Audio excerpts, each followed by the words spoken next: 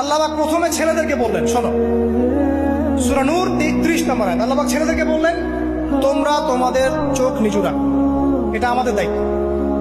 প্রত্যেকটা ছেলের দায়িত্ব বেগানা মেয়েকে দেখলে চোখটা কি করবে? নিচু। তাহলে আপনি সিডিউসড হবেন, এক কথা।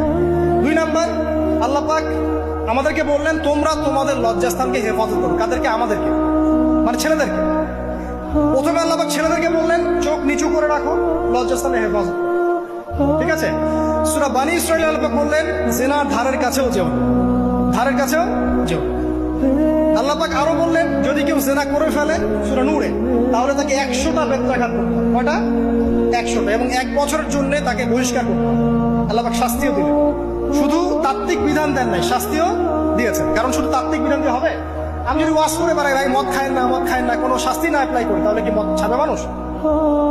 আমরা যদি বলি হত্যা করা মহাপাপ, মহাপাপ, দুর্নীতি করা মহাপাপ, মানুষ দুর্নীতি ছাড়বে? ছাড়বে না, যতক্ষণ না শাস্তি নিশ্চিত করা যাচ্ছে। আল্লাহ পাক তাত্ত্বিক কথা শুধু বললেন না, শাস্তিও নিশ্চিত করলেন। তারপর আল্লাহ পাক আরো বললেন যদি বিবাহিত কোনো ব্যক্তি ব্যভিচার করে তাহলে তাকে রজম করতে হবে, মাটিতে পুঁতে তাকে পাথর নিক্ষেপ করে হত্যা করে, ঠিক আছে? শাস্তি। এরপরে দেখেন আল্লাহ পাক মেয়েদেরকে বলছেন, মেয়েদেরকে বলছেন তোমরা মূলত ঘরে থাকো, যদি বাইরের পরিবেশ তোমাদের অনুকূলে না থাকে তোমরা ঘরে অবস্থান করো। ওয়াকরনা ফি বুয়ুতিকুন্না ওয়ালা তাবাররুজনা তাবাররুজাল জাহিলিয়াতিল উলা, তোমরা মূলত ঘরে থাকো। জাহিলি যুগে মেয়েরা যেভাবে নিজেদেরকে প্রদর্শন করে বেড়াতো এই কাজটা তোমরা করো না। যদি করো তাহলে সমাজে বেহায়াপনা, ফায়সা বেড়ে যাবে, তোমরা নিজেরাই ক্ষতিগ্রস্ত হবে, যেটা হচ্ছে এখন।